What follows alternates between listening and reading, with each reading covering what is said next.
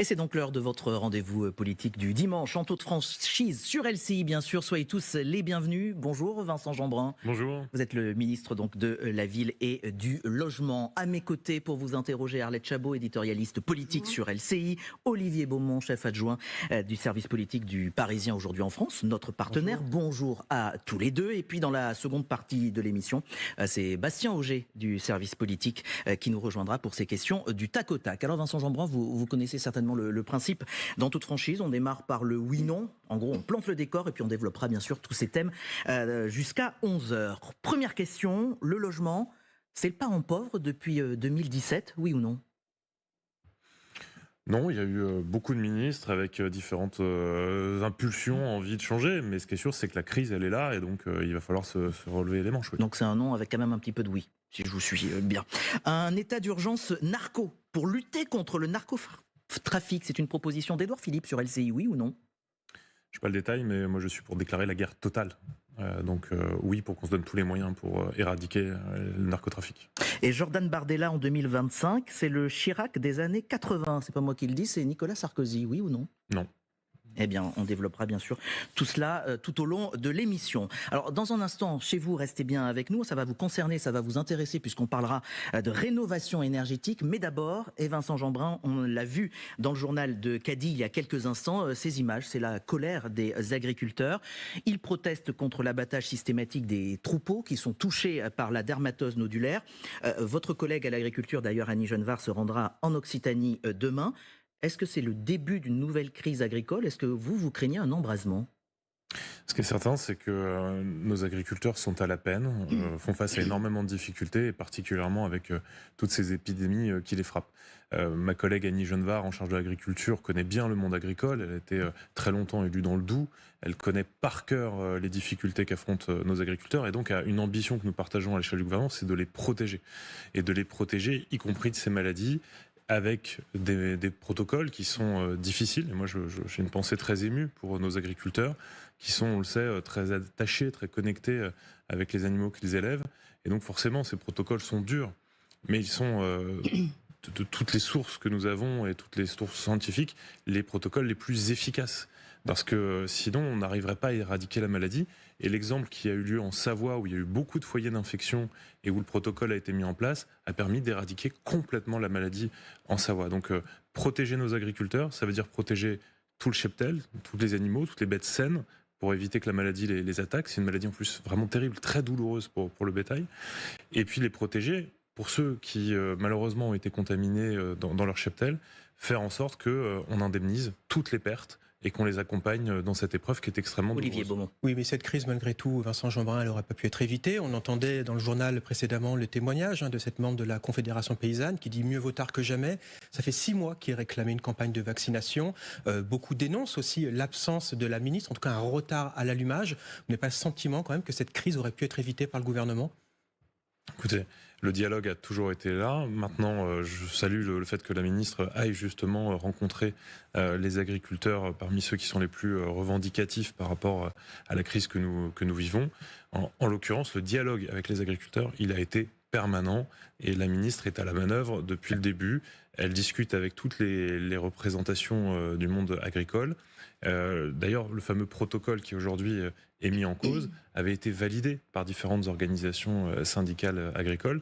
Et donc, on voit bien que le dialogue, pour avoir eu cette validation, le dialogue a été là et il a été permanent. Maintenant, encore une fois, au-delà de regretter ou pas la crise qui était en train d'apparaître, c'est comment on fait dans notre pays pour rendre nos agriculteurs fiers de leur métier et sereins quant à leur capacité d'avoir un travail qu'ils seront heureux et fiers de transmettre à leurs enfants. Qui a dit en 2024, Vincent Jeanbrun, si on perd nos agriculteurs, on perd notre âme ?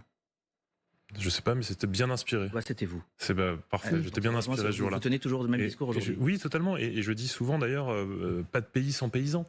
C'est-à-dire que c'est eux qui entretiennent nos paysages, c'est eux qui entretiennent notre souveraineté alimentaire. Vous savez, moi, je suis député du marché international de Rungis.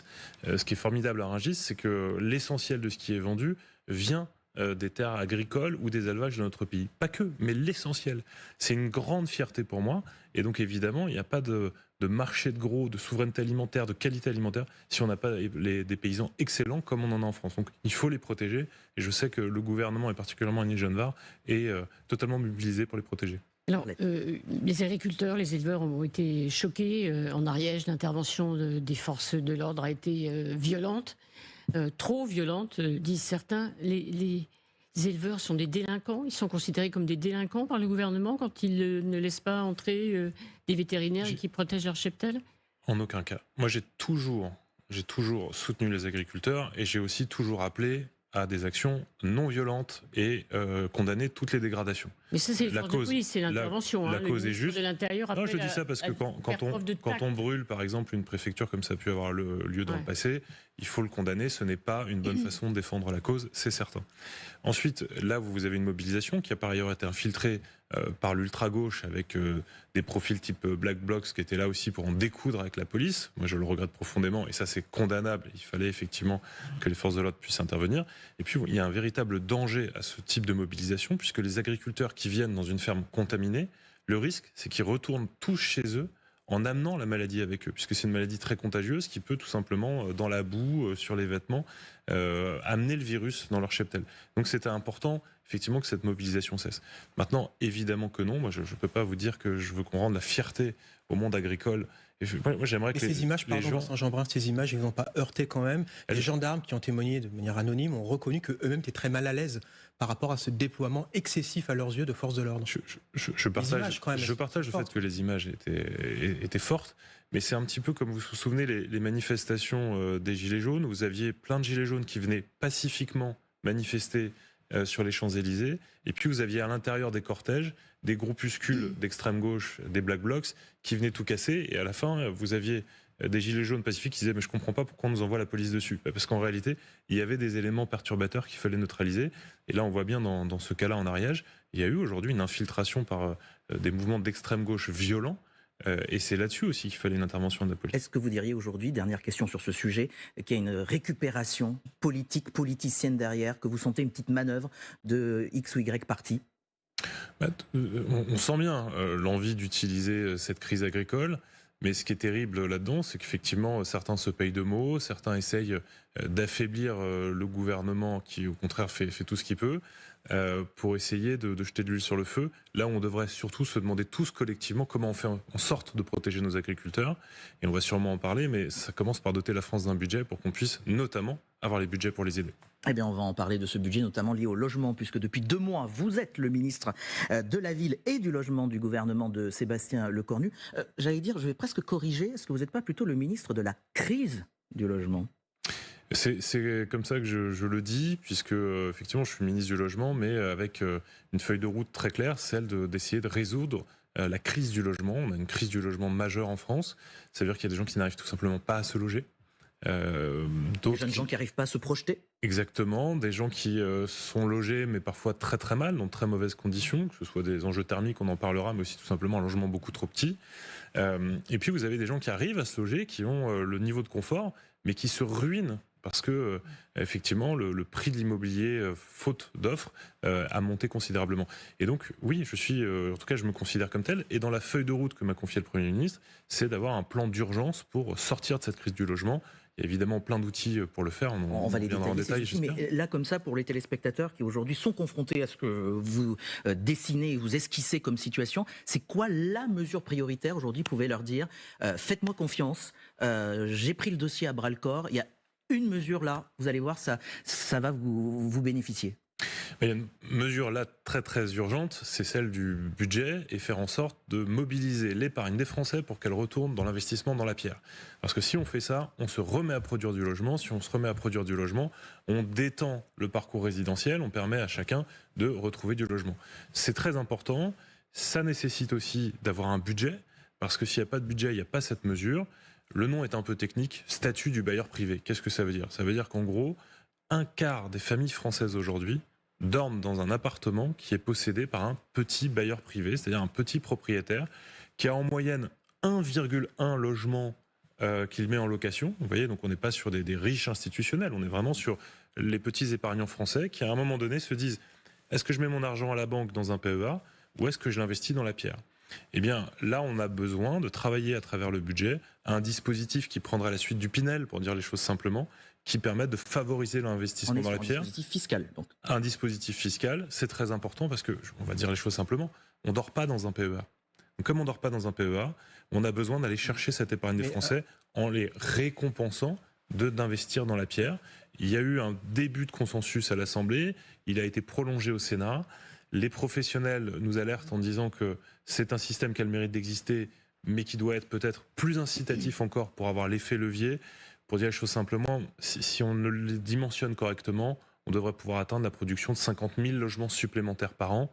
Ça fait une différence notable et considérable. Ça, c'est vraiment la mère des batailles, parce que c'est l'urgence du budget. Maintenant. Mais évidemment, il y a plein d'autres dispositifs. Juste là-dessus, c'est comme un dispositif qui est moins 10 ans que le Pinel. Donc, à un an d'une présidentielle où les Français, les investisseurs ne savent pas forcément qui sera là ou le prochain président de la République, qui peut avoir envie aujourd'hui d'investir dans la pierre? D'abord, il y a un aspect qui est mieux 10 ans que le Pinel, c'est le fait que c'est un dispositif qui veut s'adresser au neuf et à l'ancien. Et ça, c'est très important, parce que l'idée, c'est que l'investisseur puisse se dire, soit je participe à la construction de nouveaux logements, soit je participe à la rénovation de logements qui existent, mais une rénovation d'ampleur. C'est un peu technique là aussi, mais en général, on parle de production de logements. Et dans production de logements, il y a à la fois construire du neuf et rénover de l'ancien pour le mettre à l'état neuf. Et bien moi, je travaille à ce qui est du logement partout et pour tous. Le neuf, en général, vient se construire toujours au même endroit, dans les zones qui sont déjà ultra denses. Or, on constate qu'il y a beaucoup de familles aujourd'hui qui ont aussi envie d'être un peu plus loin de l'hypercentre. Et donc, rénover du bâtiment ancien, ça coche aussi un certain nombre de cases. Vous avez aussi énormément de copropriétés en France qui datent des années 60, 70 et qui commencent à être un petit peu vétustes. Ça fait partie des outils sur lesquels on va pouvoir travailler. L'idée, c'est que l'amortissement puisse se faire en comptant la valeur d'achat du bien, plus les travaux. Très intéressant. Maintenant, vous reprenez les termes de la profession qui nous dit, attention, l'ambition elle est bonne, maintenant les taux, l'avantage donné à l'épargnant mériterait d'être renforcé. Vous connaissez la formule, hein, le gouvernement a proposé, on en a débattu avec les parlementaires, et c'est eux qui tranchent à la fin. Le débat sur le budget n'est pas terminé.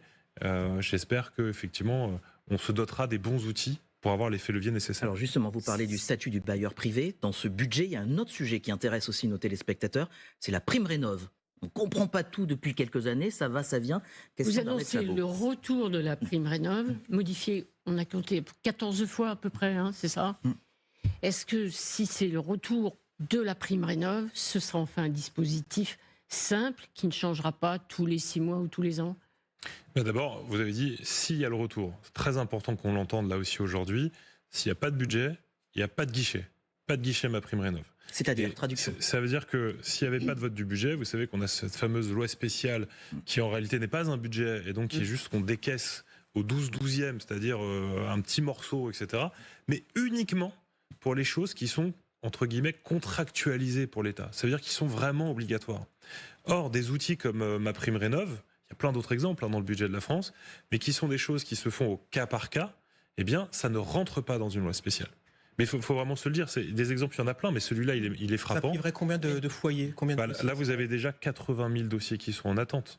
Donc ça veut dire que ces 80 000 familles qui attendent d'avoir la validation ma prime rénov' partiraient là aussi dans une incertitude. Et les artisans qui vont avec. Donc ça serait assez terrible de ce point de vue-là. Et puis, pareil, tout le temps où on n'instruirait pas les dossiers, eh bien, il y aurait du stock qui s'accumulerait et ça poserait un certain nombre de problèmes. Prime rénov', budget rejeté, ça veut dire quoi? Ça veut dire c'est toujours chantage, menace, j'agite le chiffon rouge au parti politique. C'est pas un peu facile? Vous savez, moi je fais du chantage à personne. On est là, je crois que c'est la fonction du gouvernement à ce stade, c'est d'expliquer les choses et de donner la lisibilité en toute transparence sur les conséquences. Là, vous avez quelque chose. S'il n'y a pas de budget là au 31 décembre, ça veut dire pas de consensus. S'il n'y a pas de consensus, il faudrait espérer pouvoir en trouver un au premier trimestre, on l'espère. Et donc, tout ça, ça a un impact. Moi, je ne dis pas autre chose. J'ai été député, j'aimais pas qu'on me dise quoi faire ou quoi voter. Je dis pas aux députés quoi faire ou quoi voter. Simplement, il faut que tout le monde comprenne les conséquences. Donc, une fois qu'on a dit ça... Les dossiers qui sont déjà là, vous dites qu'il y en a 80 000 qui sont bloqués, c'est ça que vous venez de dire à peu près? Oui. Et ils seront traités ou ils ne seront pas traités, ceux-là? S'il n'y a pas de budget pour les traiter, il n'y a pas de budget pour les traiter. pas de nouvelle prime rénov et pas de traitement des dossiers. Pas de budget, pas de guichet ouvert. Maintenant, si on a un budget, ce qu'on peut tous espérer, effectivement, l'ambition que je porte avec mes collègues du gouvernement, c'est de réouvrir le guichet MaPrimeRénov' dans toute sa capacité, et effectivement avec l'idée de simplifier encore les démarches pour les usagers et surtout de lutter absolument contre la fraude. Encore ou enfin, c'est-à-dire vous dites simplifier encore les démarches ou enfin les démarches. Parce que c'est pas simple, c'est pas simple, MaPrimeRénov'. En réalité, ça fait partie aussi des sujets sur lesquels on travaille, c'est-à-dire avoir un accompagnement au plus proche du terrain pour faire en sorte que les familles, les particuliers ou les copropriétés qui iraient chercher l'aide de MaPrimeRénov' puissent être accompagnés de manière la plus simple possible. Donc on poursuit la simplification et derrière surtout on se dote des budgets pour éviter le fameux stop and go. Vous savez, c'est on ouvre, on ferme, etc. Ça c'est un volet. Et puis un autre volet très important, c'est la lutte contre la fraude. Il y a eu des tentatives de fraude majeures sur MaPrimeRénov'.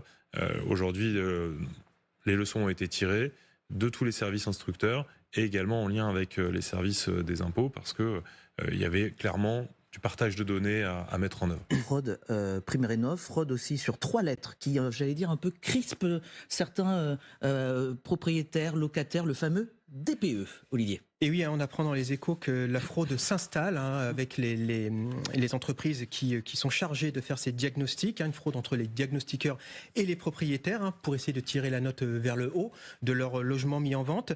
Qu'est-ce qu'il faut faire? Est-ce qu'il ne faudrait pas mettre un peu d'ordre dans tout ça? Je partage. On a d'ailleurs demandé un rapport au député Labaronne, qui me l'a remis il y a quelques jours, dans lequel il a travaillé sur comment professionnaliser encore cet univers du DPE. Vous savez, cette fameuse notation, est-ce que mon logement il est classé A, B, C, D, E, G, pour savoir si d'un point de vue thermique, il est efficient ou pas efficient. Parce que c'est pas encadré aujourd'hui. C'est encadré, mais le rapport le démontre bien, il y a d'énormes efforts à faire. D'abord, la profession n'est pas organisée. Et ça fait partie des éléments du rapport. On voit bien qu'on aurait un gros avantage à avoir une professionnalisation type une fédération des diagnostiqueurs. Certains demandent même un ordre des diagnostiqueurs. Ça fait partie des choses qu'il va falloir discuter avec la profession très rapidement. Vous poussez ça par exemple? Je pousse à ce qu'il y ait en tout cas une organisation type fédération. Finalement Oui, tout à fait.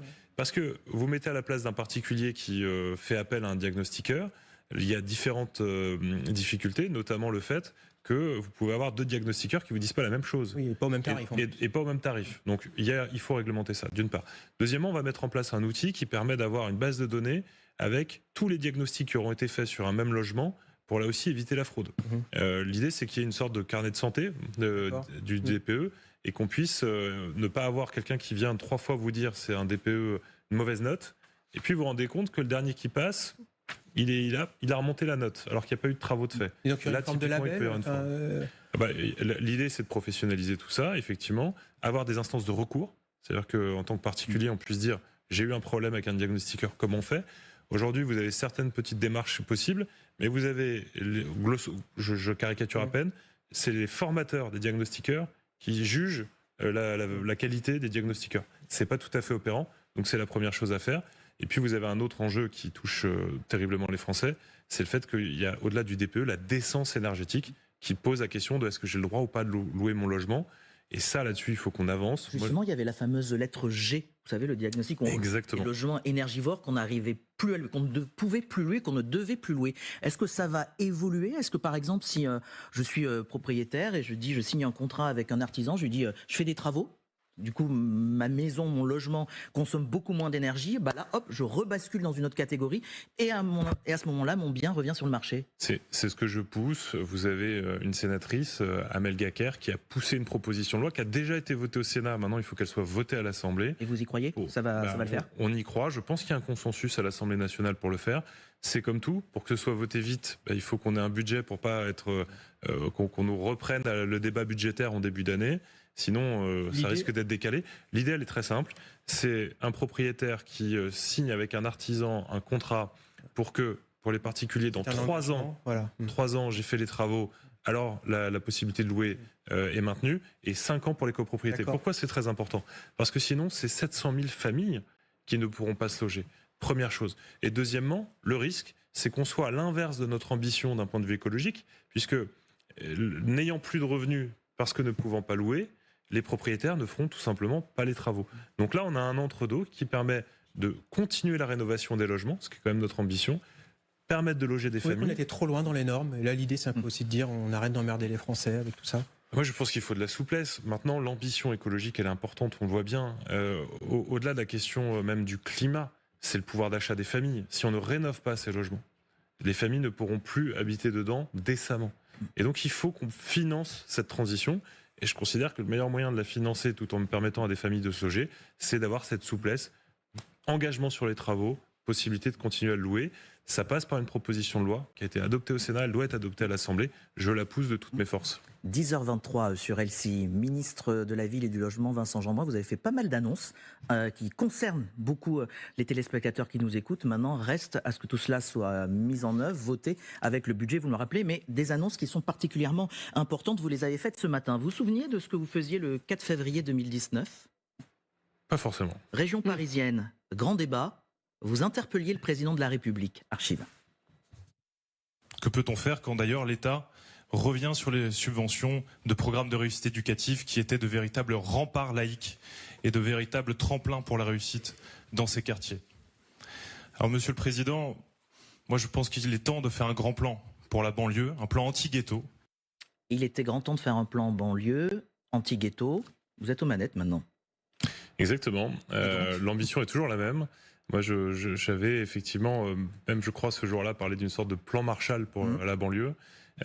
C'est effectivement l'ambition. On a cette étape d'urgence qui est de passer le budget. Et après, derrière, l'idée, c'est que si on a quelques mois devant nous, de pouvoir porter et insuffler à la fois un grand plan pour le logement, parce que quand on parle des banlieues, on parle aussi du logement, de bien se loger, d'urbanisme, etc. Et puis, bien sûr, le côté politique de la ville, c'est-à-dire travailler à faire en sorte que les quartiers qui jusqu'ici étaient souvent stigmatisés puissent demain être plutôt des viviers dans lesquels on irait chercher une jeunesse pleine d'envie, des familles qui portent ce pays. Moi, je suis un enfant du logement social. J'ai toujours défendu l'idée que c'était l'honneur de la France que d'avoir une solidarité en matière de logement.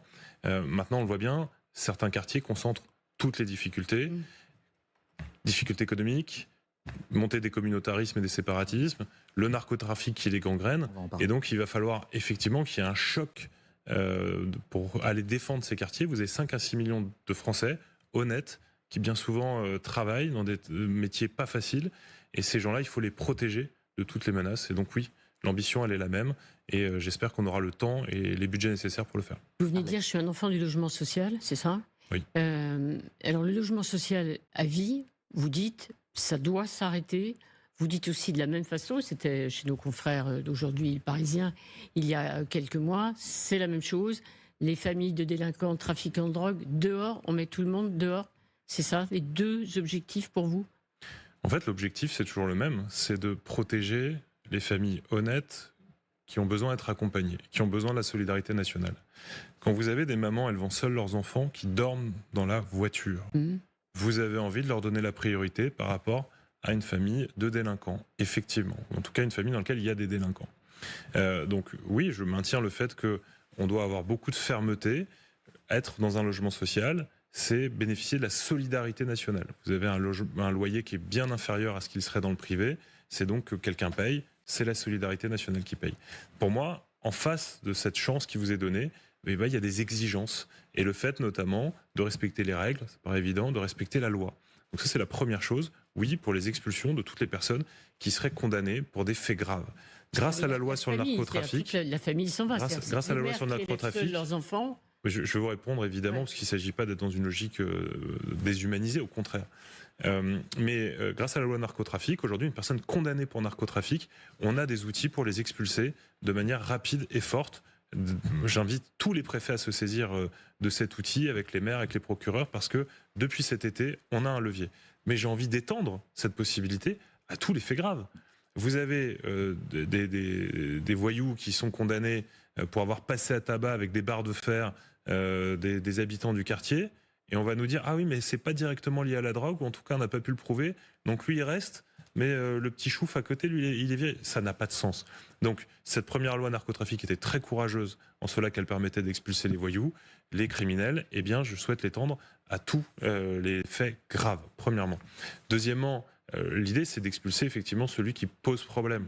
Vous avez des familles où vous avez des mamans dépassées. C'est vrai, j'en ai connu en tant que maire. Pendant 10 ans, j'étais maire. Vous aviez des mamans qui venaient voir le maire que j'étais en disant « je ne sais plus gérer ». Cette maman-là, qui bien souvent d'ailleurs, il y a des petits frères, des petites sœurs, elle est en contact avec les services de police, avec la municipalité, avec nos centres d'action sociale. Il ne s'agit pas de la mettre dehors. Par contre, de faire en sorte de protéger les petits frères, les petites sœurs d'un grand frère ou d'une grande sœur néfaste. Ça, oui. Et puis après, vous avez des cas, on l'a vu chez l'excellent maire Xavier Melki de Franconville, où vous aviez effectivement le criminel condamné, mais on se rend compte que toute la famille était liée, qu'il y avait les balances à peser de la drogue partout, des armes chargées prêtes à tirer partout. Là, on voit bien qu'il y a une complicité de toute la famille. Et à ce moment-là, pardon, mais il faut qu'on puisse mettre un terme. Parce qu'encore une fois, c'est pas mettre dehors pour le plaisir de mettre dehors, c'est parce qu'il y a des gens qui dorment à la rue. Il y a des gens, il y a des familles honnêtes qui méritent cette place-là. Ça, c'est la première chose. Puis sur le logement social à vie, puisque vous m'interrogiez, moi, je pars du principe que quand on est dans le privé, on signe un bail en sachant qu'il peut s'arrêter tous les 3, 6, 9 ans. Ça devrait être la même logique dans le logement social, parce qu'aujourd'hui, ce n'est pas cette logique-là. Quand vous signez le bail, il n'y a pas de clause de sortie. Et vous pouvez de fait y passer toute la vie. Et même, et c'est ça que je dénonce, parfois en faire hériter, en rajoutant sur le bail vos enfants, voire vos petits-enfants, faire hériter des descendants. Quand vous avez autant de demandes, ce n'est pas entendable. Et si on met dehors, entre guillemets, à la fin de ce bail d'un logement social, des personnes, je pense à des retraités, qui n'ont pas forcément eux-mêmes les moyens pour pouvoir se reloger ailleurs, on fait comment ? Vous avez deux choses. La première, parfois, vous avez une disproportion entre la taille du foyer et la taille du logement. Et donc, en remettant, par exemple, en question le bail tous les 3 ans, ça permettrait au bailleur social, qui encore une fois est un bailleur social, qui a une vocation sociale, qui est là pour protéger les gens. C'est ce qu'on leur demande et c'est ce qu'ils font. Et donc ils ne cherchent pas à mettre les gens dehors, hein, les bailleurs sociaux. Simplement, quand vous avez une famille qui attend un F4, un F5, et que vous avez une personne qui maintenant vit seule, effectivement, on peut peut-être lui proposer quelque chose de plus petit. Ça fait partie des choses où il doit y avoir ce dialogue de gestion, ce qui éviterait d'ailleurs les expulsions. Et on regarde la taille, on regarde les revenus. Quelqu'un qui était dans du logement très social et qui, c'est une bonne chose, travaille et a de meilleurs revenus, eh ben on le fait monter dans du logement un peu moins social. Il y a plusieurs catégories de logement social, il y a même du logement intermédiaire qui coûte un peu plus cher. Eh bien, on fait évoluer le parcours de la résidence. Les personnes, le but c'est pas de les mettre dehors, mais d'adapter systématiquement la taille et les revenus au logement. Ça veut dire que bien souvent, quand il y a des expulsions, et on l'a vu, même parfois des expulsions de délinquants, on reloge les familles.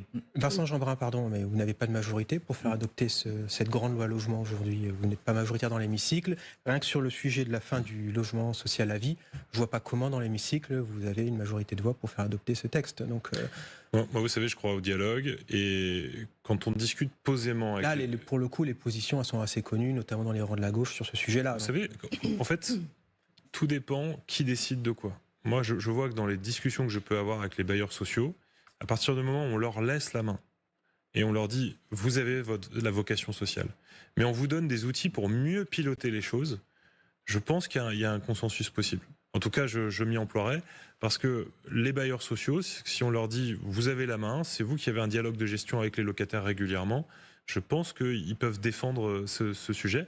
Et par ailleurs, ça permet aussi aux locataires de pouvoir avoir un dialogue de gestion parce que l'immensité des bailleurs sont exemplaires, mais vous avez aussi quelques bailleurs sociaux, et pour avoir fait quelques visites de terrain, où il y a une insalubrité manifeste des logements, c'est un pur scandale. D'ailleurs, souvent quand je me déplace, les préfets derrière obligent à reloger les familles tant les logements sont insalubres. Encore une fois, c'est la minorité, mais là aussi, tous les 3 ans, le locataire doit avoir un temps de gestion pour dire « vous me logez dans des conditions indignes ». C'est gagnant-gagnant, et je pense qu'on peut le pousser. Vous avez prononcé le mot, Vincent Jeanbrun, de narcotrafic, de narcotrafiquants. Dans l'actualité, un collège de Dijon, du quartier classé prioritaire des Grésilles, a été touché par un incendie dans la nuit de vendredi à samedi. La piste criminelle est privilégiée en lien avec le narcotrafic, ce qui s'apparente à une opération de représailles. C'est ce qu'a déclaré le préfet de la Côte d'Or. Les narcotrafiquants veulent atteindre les institutions de notre pays. Qu'est-ce qu'on fait ? On a l'impression que l'État, j'allais dire au sens large, est impuissant. Est-ce qu'on a perdu la guerre ? Non, je ne pense pas qu'on ait perdu la guerre. Je pense qu'au contraire, on va commencer à la mener sérieusement et que je suis convaincu qu'on finira par la gagner. Moi, c'est terrible ce genre d'actualité pour moi parce que ça me rappelle les émeutes de 2023 et le fait que nous avons vu dans nos villes, il y a plus de 300 communes qui étaient touchées. Vous étiez maire de l'Aïe Rose. Absolument maire de l'Aïe Rose, mais partout c'était vrai. Ce côté, on s'attaque à des symboles de la République. On avait face à nous des structures plus ou moins organisées, mais qui avaient un but très clair, aller frapper la République.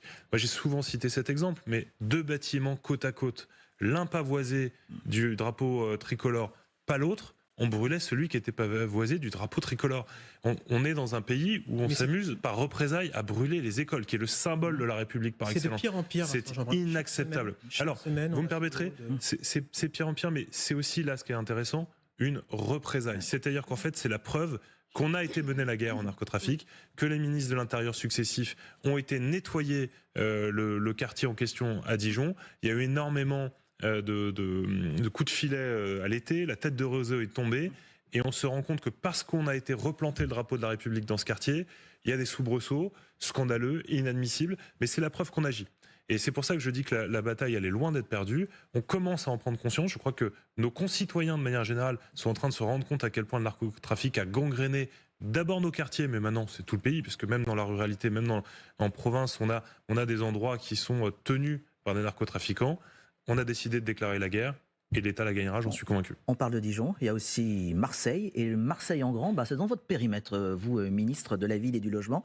Et Emmanuel Macron va s'y rendre mardi. Toujours, on imagine, vous l'accompagnerez, le président de la République à Marseille. Absolument. Marseille en grand, on s'interroge beaucoup. Il y avait un rapport de la Cour des comptes qui avait été assez sévère sur l'absence de pilotage très précis de ce plan, des grands engagements du président de la République. 5 milliards d'euros, c'était beaucoup. C'est un échec, ce Marseille en grand, parce qu'il y avait le logement, évidemment, dedans. Il y a les écoles. Sincèrement, c'est tout l'inverse. Moi, en toute humilité, je découvre le fond du dossier depuis les 2 mois que je suis nommé. Et objectivement, c'est un projet qui avance et qui avance fort.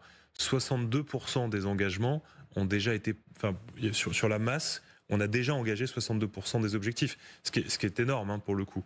Des écoles ont déjà été construites, sur les un peu moins de 200 qui devaient être rénovées. Donc objectivement, il y a eu une volonté affichée par le président de la République, les moyens ont été mis sur le logement, la rénovation des quartiers HLM, sur les copropriétés, mais aussi sur la sécurité, aussi sur la justice, sur l'école, sur l'éducation. Bref, d'énormes moyens sont déployés et on va justement, autour du président de la République, mardi prochain, s'assurer que tout avance comme il faut et voir comment on fait en sorte que on garde le rythme jusqu'à la fin du projet. Donc ce plan-là, il avance et il avance bien, c'est tout sauf un échec. Maintenant, on voit bien les défis pour Marseille, ils sont considérables et il va falloir s'assurer jusqu'au bout que le plan est tenu et que globalement, l'État soit chez lui, partout, dans chaque quartier, dans chaque grand ensemble à Marseille. Pour une fois, vous dites c'est pas un échec, mais les habitants sur place disent on n'arrive pas à voir quelque chose de lisible ou de visible justement, et en se disant ça fait flop pour eux. Vous leur dites quoi aux Marseillais? Qui vont vite comprendre que les moyens ont été mis et que ça avance. Il y a d'ailleurs, dans un souci de transparence, une plateforme qui a vocation à permettre à tous les Marseillais qui le souhaiteraient de suivre où en sont chaque investissement, chaque travaux, chaque projet. Un peu gadget, ça c'est pas le nouveau numéro vert 36 pour savoir où on en est? C'est pas ça qui changera le quotidien, mais ça permet en transparence de montrer quelle est la responsabilité de chacun et où est-ce que ça avance. Parce que quand vous parlez de pilotage, on voit qu'il y a des tensions parfois localement entre la mairie, entre la métropole, etc. Ça va pas s'arranger. Et je pense que l'idée, c'est que on puisse aussi fluidifier. Ça a été pris en compte suite au rapport de la Cour des comptes, et donc on avance. Mais encore une fois, moi je dis tout ça avec beaucoup d'humilité. C'est-à-dire que les projets d'investissement massifs, ils avancent et ils avancent bien. Il y aura des nouvelles annonces. Mais il faut que déplacement. Vous viendrez avec des nouvelles annonces pour les Marseillais. Je ne vais pas dévoiler quoi que ce soit, mais en l'occurrence, le plan avance d'investissement. Mais il faut de toute façon prendre un soin tout particulier pour le quotidien des Marseillais. Et c'est tout ça, c'est un travail collectif et partenarial, y compris avec les élus locaux. Je vous posais la question en tout début d'émission sur LCI. Édouard Philippe s'est dit favorable à la création d'un état d'urgence narco qui permettrait une utilisation de moyens contrôlés mais dérogatoires, dit-il, au droit commun, pour lutter contre le narcotrafic. Bonne idée donc? Moi, je suis pour qu'on ait tous les moyens possibles pour lutter à minima à armes égales et pour être sûr de gagner la bataille. Donc évidemment, tout ce qui peut aller dans le bon sens. Maintenant, état d'urgence, c'est un mot fort qui a une signification en droit. Et je ne suis pas à ce stade dans cette logique de dire il faut un état d'urgence. En tout cas, il faut qu'on gagne cette guerre et qu'on s'en donne tous les moyens, que ce soit des moyens juridiques ou des moyens financiers. En tout cas, moi, j'accompagnerai et je soutiendrai tout ce qui nous permettra de gagner cette guerre. Arlette. Oui, on a l'impression quand même que les maires se sentent... bon, il y a les grandes villes, on parle de Marseille, mais les autres élus, on le disait, ça touche toutes les communes, la ruralité. Ils sont un peu abandonnés, les maires, face au trafic de drogue. Est-ce qu'ils sont assez soutenus, assez aidés ? Écoutez, partout, on a des fonctionnaires de police ou de gendarmerie qui sont mobilisés avec beaucoup de force. Pendant un temps, il y a quelques années de ça, on a mis beaucoup de moyens sur la lutte contre le terrorisme. On a protégé les Français face à cette terrible menace. Ça a peut-être permis à une forme de réseau mafieux, narcotrafiquants, de prospérer un petit peu à couvert. Maintenant, on les a découverts. Maintenant, on les montre du doigt. Ils sont en pleine lumière. Et de fait, on va les combattre avec la même intensité et on protégera les Français de ce fléau. Les élus locaux, moi je l'ai vécu en tant que maire, on a toujours eu un soutien des forces de l'ordre qui était très important. Ce qui probablement a pu manquer, c'est ce sentiment qu'on vidait la mer avec un verre d'eau, puisque dès qu'un narcotrafiquant était mis hors d'état de nuire, il y en avait un deuxième pour prendre sa place. C'est ce côté hydre de Lerne qui parfois est un peu décourageant, mais encore une fois, moi je veux vraiment être optimiste parce que on a pris la mesure des choses. Quand je dis on, c'est évidemment le gouvernement, mais c'est toutes les strates concernées, la police, la gendarmerie, la justice et nos concitoyens de manière générale.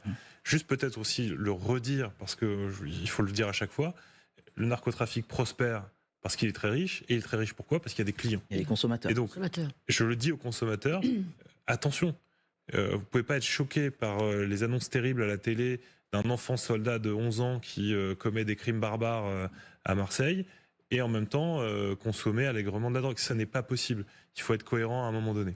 Donc cette guerre, on va la gagner. Moi, je suis optimiste. Vous savez, quand j'étais maire, on ne pouvait pas rentrer dans certains quartiers de la ville quand j'ai été élu maire en 2014. Et la première passage après 18 heures de la police municipale, la voiture a été transpercée de part en part par un parpaing jeté du 12e étage, avec un policier qui a été blessé et qui aurait pu en mourir. Ça a commencé comme ça. Mais parce qu'on n'a pas lâché, parce qu'on n'a pas baissé les yeux, parce qu'on a continué à regagner du terrain, mètre par mètre, demi-heure par demi-heure, chaque soir, jusqu'à pouvoir rester jusqu'à minuit, on a fini par gagner. Ce qui est vrai à un échelon local sera vrai à l'échelle de notre pays, j'en suis convaincu. Je suis d'origine italienne, ils ont gagné la bataille en Italie, on peut évidemment le faire en France. On entend votre détermination ce matin, Vincent Jeanbrun. Les Républicains, le parti Les Républicains, vous êtes toujours suspendu des LR depuis que vous êtes entré au gouvernement ? Oui, je suis en stase, je suis suspendu. Comme ça, pas exclu donc, mais suspendu. Voilà. C'est toujours votre parti ? Oui, c'est toujours mon parti. Moi, j'ai pas changé de conviction. Vous voyez, je parlais de la fin du logement social à vie, l'expulsion des squatteurs, l'expulsion des délinquants quand j'étais maire, quand j'étais député. Je le fais encore aujourd'hui. J'ai pas changé de ligne, j'ai pas changé de valeur. Donc ma valeur, c'est toujours voilà, moi, je suis de filiation gaullienne et je le suis toujours. J'ai pas de vocation à changer. Olivier. C'est encore votre parti, mais comment il va votre parti aujourd'hui ? Même qui est encore le patron ? On a vu lors du vote sur le PLFSS que une partie des députés, les Républicains, n'avaient pas suivi les recommandations du président Bruno Retailleau. Groupe Les Républicains qui est présidé par Laurent Wauquiez. Donc c'est qui le chef aujourd'hui ? C'est Laurent Wauquiez ? C'est Bruno Retailleau ? D'abord, à un moment donné, il faut juste revenir à un élément de base. Un parlementaire, il est libre de son vote et libre de ses choix. Et moi, je trouve courageux qu'un certain nombre de parlementaires, justement, n'aient pas été députés godillots et au contraire aient été libres de leur choix. Certains ont voulu voter pour, certains ont voulu s'abstenir, certains ont voulu voter contre. Et moi, je respecte ça profondément. Et ce que je dis vaut pour les LR, vaut pour les autres, en fait. À un moment donné, ce côté... cette légende urbaine qui consisterait à dire que les députés sont des petits soldats sans conviction qui obéissent à leur président de groupe ou leur président de parti, c'est un mensonge, ça n'existe pas. Et je trouve qu'il y a quelque chose même de très respectable d'avoir des députés qui ont réussi à dialoguer, trouver des compromis mais sur et l'état avancer. du parti aujourd'hui et sur la crise de leadership. Vous savez, on m'a suspendu exprès pour que les ministres ne puissent plus parler au nom du parti. C'est toujours un peu particulier de répondre à votre question. Mais vous le dites, ça reste politique. Ce qui est sûr, c'est qu'effectivement, il y avait une dynamique, et on l'a senti au moment de l'élection pour la présidence du parti. On voyait des adhérents, revenir, des sympathisants revenir. Là, on est dans une phase qui est effectivement compliquée parce que beaucoup de nos concitoyens n'ont pas compris pourquoi Bruno Retailleau avait claqué aussi violemment la porte du gouvernement. D'ailleurs, ce qui est assez étonnant, c'est que le score énorme, incontestable de Bruno Retailleau tranchait une question majeure qui était: êtes-vous favorable ou non à la participation au gouvernement ? Le score de Bruno Retailleau tranche cette question. Et puis quelques semaines plus tard, on n'est plus dans un gouvernement. C'était OK de participer à un gouvernement avec François Bayrou, avec des ministres socialistes, mais c'est plus OK d'être avec Sébastien Lecornu, qui vient de notre famille politique, et dans un gouvernement dans lequel il n'y a plus de ministres socialistes. Ça trouble nos adhérents, évidemment. Et donc oui, on est dans une phase où il va falloir prendre le temps de penser nos plaies. Mais là aussi, je veux être optimiste, parce que c'est un moment difficile, mais qui permet des clarifications, qui permet de savoir de quoi on est le nom. Et justement, de quoi êtes-vous le nom ? Est-ce que c'est LR seul ? Est-ce que c'est LR avec du RN ? Est-ce que c'est l'Union des droites ou pas ? Oui, c'est le moment de la clarification, comme vous dites. Valérie Pécresse, c'est simple, quand certains commencent à dire « oui, il faut réfléchir, s'allier ». Vous avez dit tout à l'heure, faisant référence aux propos de Nicolas Sarkozy, quand j'entends Bardella, j'entends le RPR des années Chirac. Vous avez dit non. Donc vous comprenez Valérie Pécresse qui dit « la droite doit se reprendre ». Elle n'est pas à vendre. Vous êtes d'accord avec elle ? 100% d'accord avec la tribune de Valérie Pécresse, qui est une très bonne tribune, et j'invite tout le monde à la lire. Quand elle rajoute s'allier au RN, c'est s'effacer, c'est devenir, c'est supplétif, sa caution de respectabilité. Elle a tout dit en bonne chiracienne, elle a expliqué ce qu'était la droite républicaine, et effectivement, on ne peut pas être la béquille ou les supplétifs d'une droite qui n'a rien à voir avec la nôtre. J'allais dire d'une droite extrême, mais en réalité, d'une droite qui se prétend droite extrême, mais qui en réalité est socialiste économiquement, qui n'a aucune vision écologiste, qui fait des clins d'œil réguliers à Trump et à Poutine. Non, effectivement, ce ne sera jamais ma droite. Mais qu'est-ce qui lui est arrivé à Nicolas Sarkozy alors ? Qu'est-ce qui lui arrive aujourd'hui ? Vous savez, moi je suis en train de lire son ouvrage, parce que ce qu'il a vécu est quand même assez choquant, et humainement, je trouve qu'il y aurait beaucoup à dire. Mais il était à Cannes pour dédicacer son livre. D'ailleurs, les images sont impressionnantes. Vous voyez que les Français sont venus massivement le voir, le soutenir. C'est quand même que ça dit quelque chose de l'état d'esprit des Français. Mais surtout, qu'est-ce qu'il a fait après ? Il a été soutenir son fils à Menton contre une candidate RN. Donc on ne vient de pas m'expliquer qu'il est pour l'alliance RN et LR. Son fils est investi LR, il le soutient face à une candidate RN. En revanche, on comprend bien, mais au fond, ça a toujours été sa stratégie. Il veut parler à tous les électeurs. Et il dit qu'effectivement, il faut parler à tout le monde, tous ceux qui veulent s'entendre sur l'ordre dans les rues, l'ordre dans les comptes, etc. D'ailleurs, on voit qu'au RN, il y a vraiment deux lignes. Monsieur Bardella qui a édulcoré le discours pour essayer de se faufiler dans un discours RPR des années Chirac. C'est vrai que sur la devanture, tout est propre, tout est poli. Par contre, il suffit de suivre les débats à l'Assemblée nationale pour voir que d'abord, c'est pas du tout l'esprit. Moi, j'entends à chaque fois sur mes thèmes préférence nationale, on vire tous les étrangers des logements sociaux, on met que des Français pur sucre. Ce à quoi je réponds, préférez un délinquant français à une infirmière ukrainienne, parce que c'est pas quand même la même philosophie. Et puis vous avez Monsieur Tanguy et toute la branche stalinienne ultra-gauche socialisante qui hurle sur le budget et qui veut taxer. Donc on voit bien que le RN c'est poliforme, on sait pas très bien ce que c'est. Et vous avez donc des électeurs qui sont attachés à l'ordre et qui sont en train d'aller vers eux, et qui, une fois qu'ils regardent un peu ce qu'il y a dans la boutique, se disent « Oh là là, mon Dieu, non, on veut l'ordre dans la rue, mais on veut aussi l'ordre dans les comptes. » Donc ils sont prêts à revenir, à condition qu'on leur propose quelque chose. 10h45, on accueille Bastien Auger du service politique de TF1 LCI pour ces questions du tac au tac. Pendant que Bastien s'installe, peut-être Olivier, une question sur la primaire à droite. Oui, parce que la droite aujourd'hui est un petit peu perdue et perplexe par rapport à cette présidentielle. Qu'est-ce qu'il faut faire ? Vous êtes favorable à une primaire qui irait jusqu'à où alors ? Jusqu'à Sarah-Knafo, comme le demande Laurent Wauquiez, par exemple ? Je ne suis pas pour une primaire jusqu'à Sarah-Knafo, parce que Sarah-Knafo, c'est Éric Zemmour, et pour moi, c'est pas la même philosophie, c'est pas les mêmes valeurs, c'est pas le même regard sur le modèle de société. Vous savez, j'avais fait un débat avec Monsieur Zemmour, il n'avait pas aimé, mais je l'avais traité de wokiste blanc. Les wokistes essentialisent les gens. On en finit par avoir des réunions, vous savez, en non racisé, avec des blancs qui n'auraient pas le droit de venir dans des réunions où il y a des personnes dites de couleur. Bon, et ben, au fond, il fait la même chose de l'autre côté. C'est-à-dire que lui, il dit les étrangers, on n'en veut pas.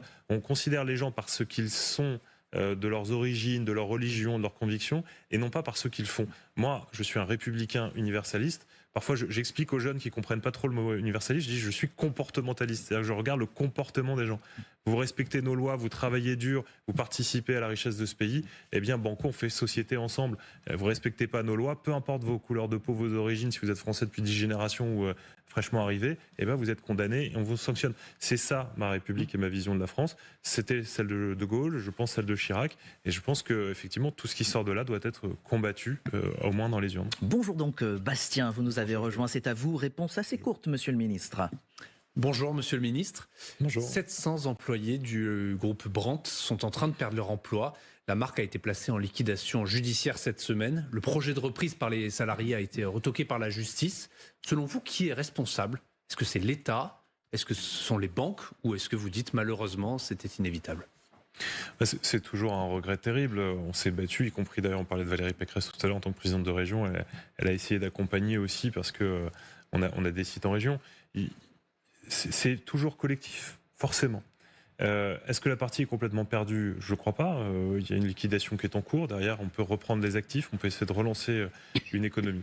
En revanche, ce qui est certain, c'est qu'aujourd'hui, notre marché économique est fortement attaqué, et notamment par des pressions étrangères. Je pense notamment aux entreprises chinoises qui déversent aujourd'hui leurs produits sur notre pays.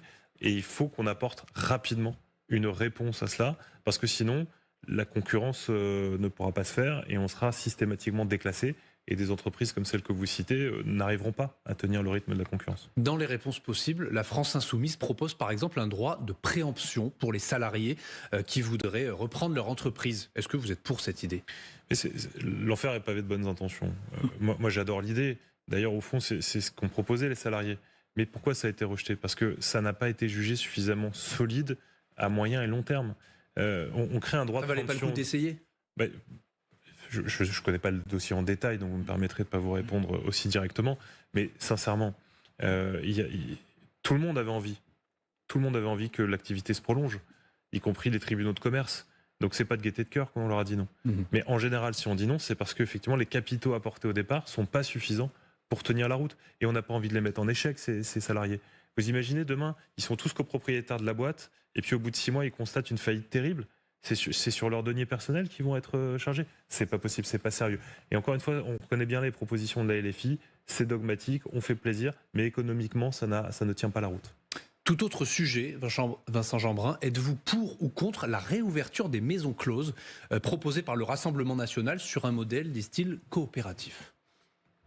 Je suis pas sûr que ce soit vraiment le débat du moment, et je trouve que là, encore une fois, on est d'accord, le Rassemblement national qui nous vantait les soirées chemsex là, donc c'est presque pas étonnant. Mais en l'occurrence, c'est un sujet qui doit être regardé d'abord et avant tout sur un aspect sanitaire. Ça, c'est très important. Il y a des pays qui ont fait ce choix d'ouvrir des maisons closes, qui n'y renoncent pas parce qu'ils considèrent qu'au bout du bout, c'est quand même d'un point de vue sanitaire et sécuritaire ce qu'il y a de mieux. Je suis pas assez expert du sujet pour trancher. Ce que je peux vous dire, c'est que j'avais dans mon équipe municipale, elle y est toujours, une élue qui travaillait à l'hôpital, qui avait vu beaucoup de choses tragiques et graves concernant des personnes, hommes ou femmes d'ailleurs, qui se prostituaient, et qui avait toujours défendu, elle, personnelle soignante, la réouverture des maisons closes, coopératives ou pas. Et donc ça m'a toujours fait réfléchir. Et donc, après un débat très mesuré et très approfondi, en tout cas, je pense que ça se regarde. Sur un autre sujet, la première dame, Brigitte Macron, doit-elle, selon vous, présenter des excuses publiques après avoir traité des militantes féministes, je cite, de salconnes? C'est ce que demandent certaines associations. Très court, oui ou non, monsieur le ministre? Je ne peux pas répondre oui ou non, mais je vais faire court. Conversation privée, excuses publiques, il y a une incohérence là-dessus. Personne n'a remis en cause, personne n'a interrogé. Oui, mais personne n'a interrogé le fait qu'elle a été, entre guillemets, espionnée. Ça ne fonctionne pas. Maintenant, les propos aient pu choquer, je peux l'entendre, mais encore une fois, c'est une conversation privée où vous avez des personnes qui sont venues cibler un humoriste qui avait bénéficié d'un non-lieu. Donc les propos sont certes peuvent choquer. Et encore une fois, je crois que la Première Dame s'est toujours engagée sur la cause des femmes et la lutte contre toutes les formes de violence faites aux femmes. C'est ça qui compte, et c'est plus là-dessus que moi j'ai envie de l'entendre, plutôt que des excuses sur une proposition, sur des propos privés qui ont été volés. Merci Bastien. Juste un mot, Vincent Jeanbrun. Vous êtes l'objet d'une enquête préliminaire qui a été ouverte en 2024 pour des soupçons d'attribution illégale de logement de fonction. Ça en est où? Juste, ça suit son cours? J'ai pas d'infos. Vous n'avez pas d'infos. Voilà, je peux Très pas vous bien. dire mieux. Je l'ai découvert un jour dans la presse et depuis, je n'ai pas d'infos. Très bien. Je voulais juste qu'on termine par une photo. Si on a le temps de la montrer, la voici. Tiens, vous la regardez. Jean-Louis Borloo, le retour, l'homme qu'on voit de plus en plus, il devient une référence au centre à droite. Vous avez échangé dernièrement avec lui? On s'est vu, j'ai eu le plaisir de le recevoir. Il est toujours plein d'idées, débordant de vision politique long terme. Envie de s'engager? Vous le sentez qu'il ça fourmille? Il trépigne? En tout cas, il est toujours présent pour accompagner. Il se veut plus conseil qu'acteur direct, ce serait à lui de le dire, mais c'est plus comme ça que je l'ai senti. Et en tout cas, moi, j'écoute avec beaucoup de plaisir et beaucoup d'attention ses conseils parce qu'il a une vision assez éclairée des choses. Merci beaucoup Vincent Jeanbrun d'avoir été notre invité dans Toute Franchise. Merci Arlette, merci Olivier, merci Bastien. On se retrouve nous dimanche prochain, même heure, même endroit, à partir de 10h sur LCI. Dans un instant, les vérificateurs avec Anne-Chloé Beauté. Belle journée.